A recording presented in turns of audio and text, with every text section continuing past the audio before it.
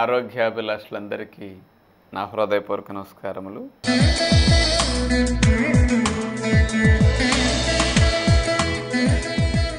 ఈరోజు మనం ఉప్పు తినకపోతే అయోడిన్ అందదా?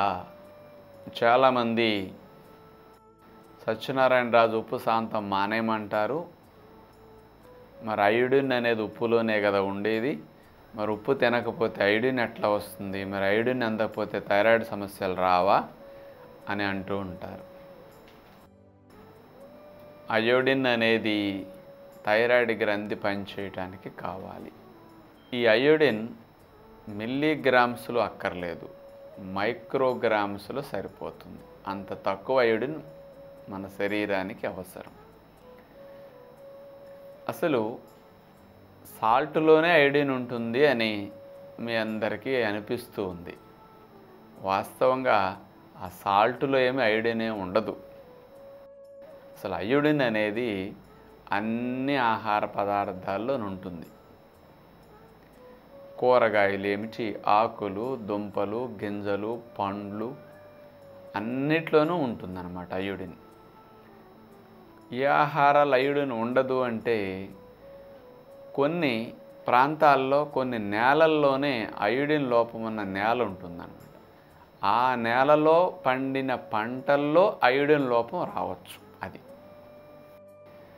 అంటే చెట్టుకు అందాలంటే నేలలో ఉండాలి, అక్కడ అయోడిన్ లేదనుకోండి ఆ ఆహారాల్లోకి అయోడిన్ లోపం వచ్చే అవకాశం ఉంటుంది. అలా కొన్ని ప్రాంతాలు అక్కడక్కడ ఉంటూ ఉంటాయి. అలాంటి ఆహారాలకి మరి తినేవారంటే అక్కడ అది ఒక్కటే తినరు కదండి, మనకు అనేక ప్రాంతాల నుంచి వస్తున్నాయి కాబట్టి ఒక దాంట్లో లేకపోయినా నష్టం లేదు. అనేక ఆహారాల్లో అయోడిన్ ఉంటుంది కాబట్టి అది మనకు సరిపోతుంది అన్నమాట. మరొకటి, కొండ మీద పండిన పంటల్ని తినేవారికి అయోడిన్ లోపం వచ్చే అవకాశం ఉంటుంది. ఆ కొండ నేలల్లో అయోడిన్ ఉండదన్నమాట. అందుకని అక్కడ పండించుకుని అక్కడ పండిన వాటిని మాత్రమే తింటూ అక్కడే ఉండేవారికి అయోడిన్ లోపం వచ్చే అవకాశం ఉన్నది. కానీ వెనకటి రోజుల్లో ఎక్కువ మంది అడవులకు దూరం అయిపోయి కుటుంబాలన్నీ కూడా సమాజంలాగా ఇది ఏర్పరచుకుని ఒక ఊర్లాగా తయారై రాకపోకలు లేక ఎక్కడ పండిన పంటలను అక్కడే తినేవారు. ఇంకొక ప్రాంతానికి వెళ్ళటం, మార్కెట్కి వెళ్ళి కొని తెచ్చుకునే సదుపాయాలు లేవు వెనకటి రోజుల్లో. అందుకని ఏ ఊరు వారికి ఆ ఊరిలో దొరికిన ఆహారాలే తినాల్సి వచ్చేది. అక్కడ ఒడ్లో అంటే బియ్యము, సజ్జలో, గోధుమలో, జొన్నలో పండి వాటిని దంచుకుని అన్నం వండుకుని అన్నం తినటం కోసము గింజో మజ్జిగో నీళ్ళలో పోసుకు తినేసేవారు. కూరలు లేవు, పళ్ళు లేవు, ఆకులు లేవు, 3 పూట్ల పోషకాహారం లేదు. కేవలం గింజన్నం మజ్జిగన్నమే తినేవారు ఎక్కువ మంది మన పూర్వీకులు. మరి అలా 3 పూట్ల గింజన్న మజ్జిగన్నంలో శరీరానికి కావాల్సిన అయోడిన్ ఉండేది కాదు.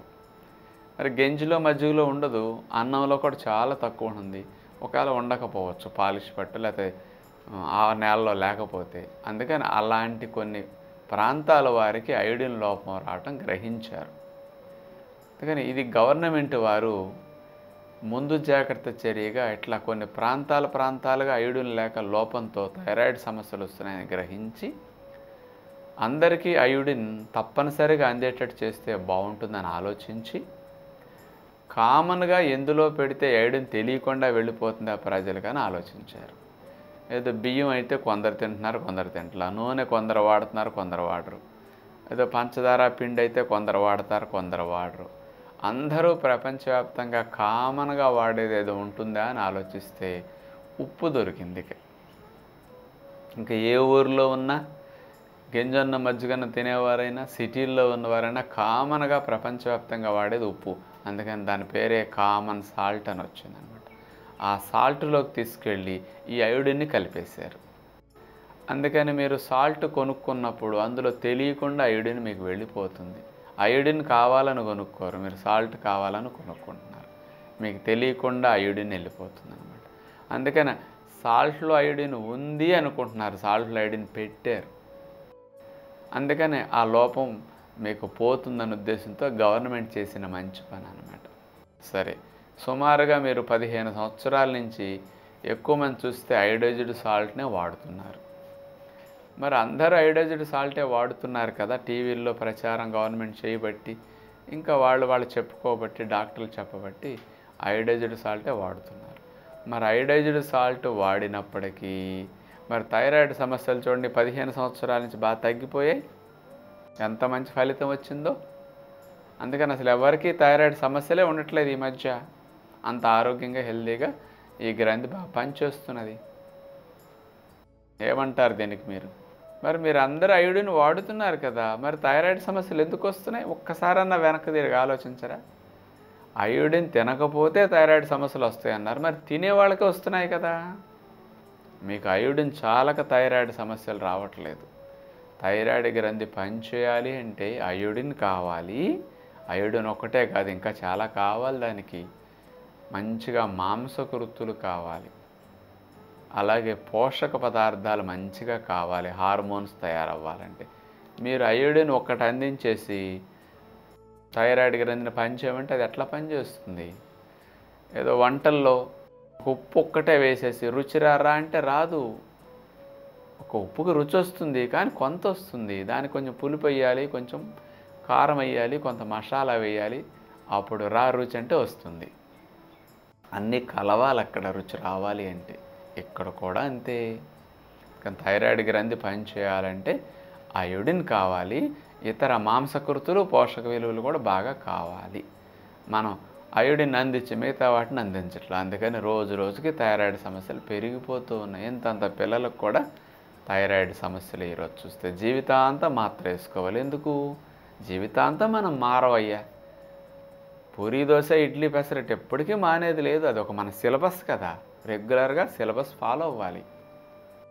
మధ్యాహ్నం అంటే చక్క పచ్చడి, పప్పు, సాంబారు, నెయ్యి వేసుకోవాలి. సాయంకాలం ఏంటంటే బజ్జీ, సమోసా తినాలి. బ్రతికినన్నాళ్ళు మానం, బ్రతికినన్నాళ్ళు రోగాలు పోవు. ఇది ఎవరూ చెప్పరు, ఎవరూ ఆలోచించేయరు. అందుకని మనిషి అన్నాక రోగాలు రాక పశువులకు వస్తాయా అంటారు చివరికి. అందుకని థైరాయిడ్ గ్రంథి పనిచేయాలి అంటే బయట నుంచి అయోడిన్ మీకు అక్కర్లేదు.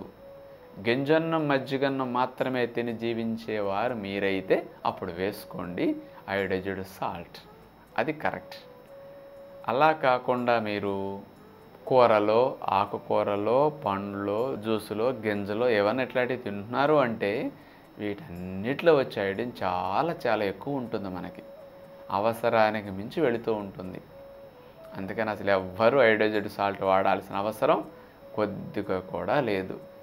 మరి థైరాయిడ్ గ్రంథి బాగా పనిచేసి అయోడిన్ కూడా బాగా అందాలనుకుంటే మనం అయోడైజ్డ్ సాల్ట్ వాడకం మానేసి శరీరానికి మంచి మాంసకృతులు, పోషక విలువలు ఉన్న ఆకుకూరలు ఎక్కువగా తినండి. పోషక విలువలు బాగా వెళతాయి, లవణాలు ఇవన్నీ అయోడిన్ కానీ బాగా వెళతాయి అన్నమాట. దీనికంటే ఇంకా మంచిది మొలకెత్తిన విత్తనాలు, పెసలు, బొబ్బర్లు, శనగలు ఇవన్నీ బాగా తింటే అత్యధికమైన మాంసకృతులు ఉన్నది ఈ మొలకెత్తిన విత్తనాల్లోనే.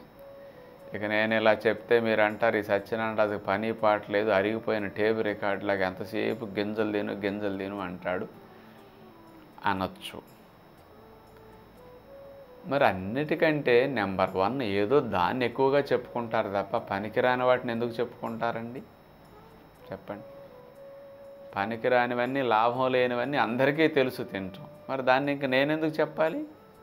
మీకు తెలిసిన విషయాలు నేను చెప్పేటప్పుడు ఇంకా అవసరమే ఉందండి. అంటే మీరు రోజు చేసేవే నేను చెప్పకూడదు. రోజు చేసే వాటి వల్ల సమస్యలు వస్తున్నాయి కాబట్టి మీకు తెలియట్లేదు, కాబట్టి మీకు తెలియనివి చెప్పాలి నేను. అందుకని మొలకెత్తిన విత్తనాలు అంటే సంపూర్ణ ఆహారము. అటు హయ్యెస్ట్ ప్రోటీన్ నేచర్లో అందులో ఉన్నట్లు ఎందులోనూ ఉండదన్నమాట. పోషక విలువలన్నీ మొలకల్లో ఉన్నట్టు ఇక ఎందులో ఉండవు. అందుకని ఒకదాన్ని తింటే అన్నీ వచ్చేసేది ఏదంటే మొలకలు. ఆల్ ఇన్ వన్ మొలకెత్తిన విత్తనాలు. అందుకని మీకు థైరాయిడ్ గ్రంథి పనిచేయాలంటే అయోడిన్ వస్తుంది, మాంసకృతులు వస్తాయి, పోషక విలువలు వస్తాయి. అందుకని రోజని మొలకలు పెట్టండి. మీ పిల్లలకు థైరాయిడ్ సమస్యలు అసలు రావు. వచ్చినా కానీ ట్యాబ్లెట్ లేకుండా తగ్గిపోతాయి అన్నమాట. ఒక 4-5 నెలలు ఇట్లాంటి మంచి ఆహారం మరియు ఫ్రూట్స్ రోజంతా కాస్త సాధ్యమైనంత వరకు ఒక 25% అన్న ఆహారంలో ఫ్రూట్స్ వెళ్ళాలి మనకి. ప్రకృతి సిద్ధమైన సహజమైన ఆహారం కాబట్టి అలాంటి పండ్లను మీరు తినే ప్రయత్నం చేయండి రెగ్యులర్గా. అందుకని పిల్లలకు కూడా పెట్టండి. అంటే ఇటు గింజలు, మొలకెత్తిన విత్తనాలు, ఇటు పండ్లు రోజులో 50% ఆహారం అన్నా ఇవి అవ్వాలి. ఇక మిగతా 50 మనం ఎంజాయ్ చేయడానికి ఏమన్నా కావాలంటే తినాలి. ఇలా మంచి ఆహారం మీరు తినండి. ఈ థైరాయిడ్ గ్రంథి సహజంగా థైరాయిడ్ హార్మోన్స్ను ఉత్పత్తి చేస్తుందన్నమాట. దాని ద్వారా మీకు న్యాచురల్గా హార్మోన్స్ ఉత్పత్తి అయినప్పుడు మందు అవసరం తగ్గిపోయి నిదానంగా మందు మానేయచ్చు. సమస్య లేని వారికి భవిష్యత్తులో రాకుండా ఉంటుందన్నమాట. ఇలా మీరు గ్రహించి మంచి ఆహారాల వైపు మీ అలవాట్లు మార్చుకుంటారని కోరుకుంటూ అయోడిన్ బయట నుంచి అవసరం లేదని తెలియచేస్తూ తదుపరి కార్యక్రమంలో మళ్ళా కలుసుకుందాం. అందరికీ సెలవు. నమస్కారం.